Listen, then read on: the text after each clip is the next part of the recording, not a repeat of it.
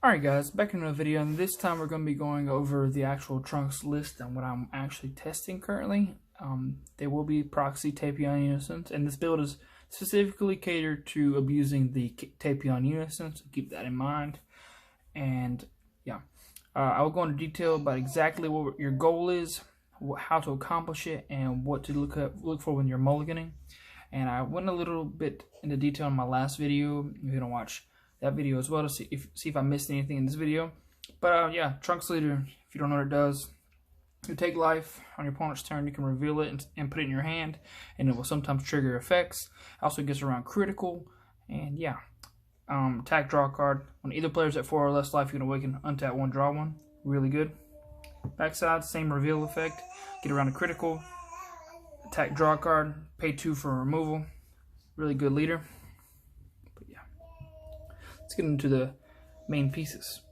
Got for my previous build, I was not playing it for like when I was playing in tournaments, but this one is specifically there to dig for Trunks and blue unisons with a cost of 2. So you want to open this card in your opening hand every game because you're trying to find this card. Now, this is not the actual card. This is supposed to be Tapion. Tapion has an ability +1 and a -2. Cost 2. It has when your opponent attacks, auto play a Trunks with 2 cost from your hand, and it will trigger their autos, and it will also make it to where on your turn you don't have to worry about playing some of your cards. And also you'll see the targets, and I'll explain how they're important. Also at the bottom, the -2 is removal, so even more removal, which is nice. And yeah, this Tapion is gonna change the way the deck's played entirely, especially for this build in this format where things are faster. You do need a turn 2 unison. Turn 3 is a stretch with the old build with the ramp cards, but because it's a little less consistent, but you don't have to play those cards anymore. So those are your starters, and your cards you want to play in your life off your unison, because it has that ability as well.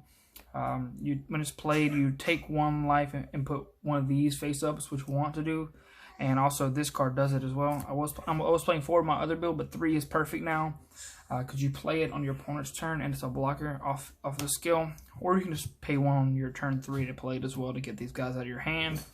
When you take damage, these guys play themselves and get their autos. This bounces 2 battle cards back to their hand, and this looks at a top 5, looks for a Trunks or Vegeta or a Goku.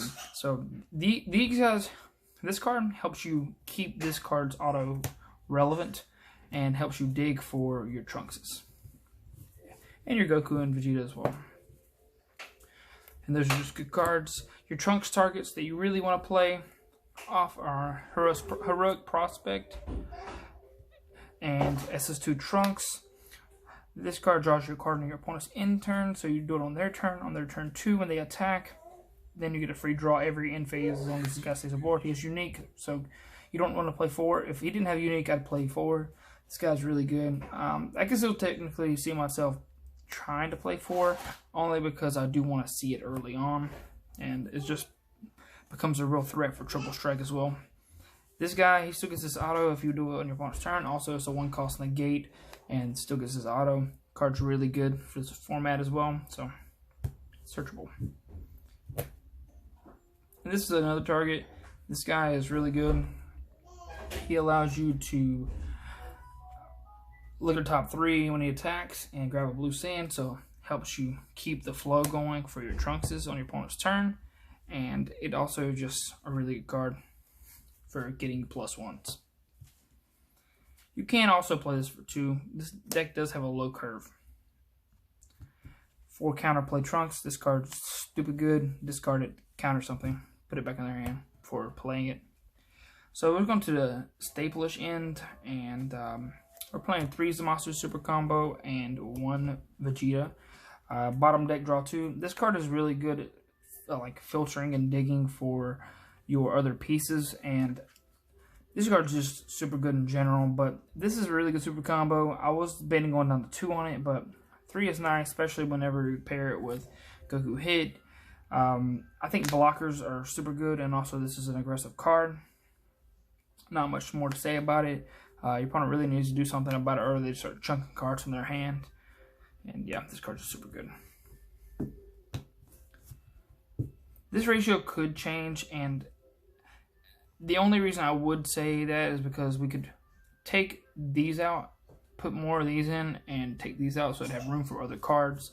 But that could probably be done in the sideboard, and well, for the siding these out in general, because sometimes they're not that great. And also, one thing that I will say is you don't want to clog this deck up with a bunch of cards that are not blue, because charging does become like an issue.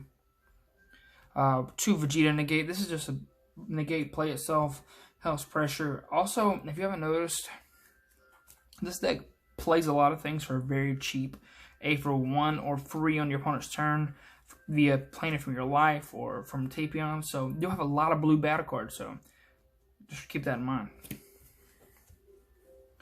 Still into the staples, 4 being I see some people cutting this down to 2 in some blue builds, but I feel like this card is still super good. And playing it at 4, and it allows you to have one and charge it sometimes in your hand, and then you like later on if you need it, you still have copies that you could draw into. But especially against some of these early aggro decks, I know a lot of times you just draw a lot of cards to the deck, so you could have multiple of these in your hand and have like a turn stopping kind of double, triple Senzu Bean. It's really good. 2 Kefla. Now this is the tech card of the deck currently. If you don't know, it gets cheaper for every blue battle card on board, so you basically can make it a 3 cost, and you don't really charge past 3 in this deck. You don't have to, but you can charge 4 if you get to one of these other cards. And yeah, it's just a super good 25k draw to untap 2, so it allows you to play defense, and this card's just super good. Drawing 2 cards every turn that this guy stays alive, it's pretty good, but you have to play around some counterplays, so be wary that counterplays do hurt this card. 1 double strike for game, 1 obvious SCR. So these are your 2 SCRs that most of these decks play. This is not that necessary, but you are playing some weenies going for game, and they'll eventually will go down to 2. You're swinging with a lot of 15Ks, sometimes a lot of 20K attacks, even this 25K, and eventually you're gonna want to go for game. Also, it comes up where you have this card pass their turn after doing something silly, like as in tapping all your energy out, and they think they're safe to go in. They play this, skip their turn, and this will swing for an easy 50K, just those 2 cards. And the last tech card that I play is Food the Dark Banisher.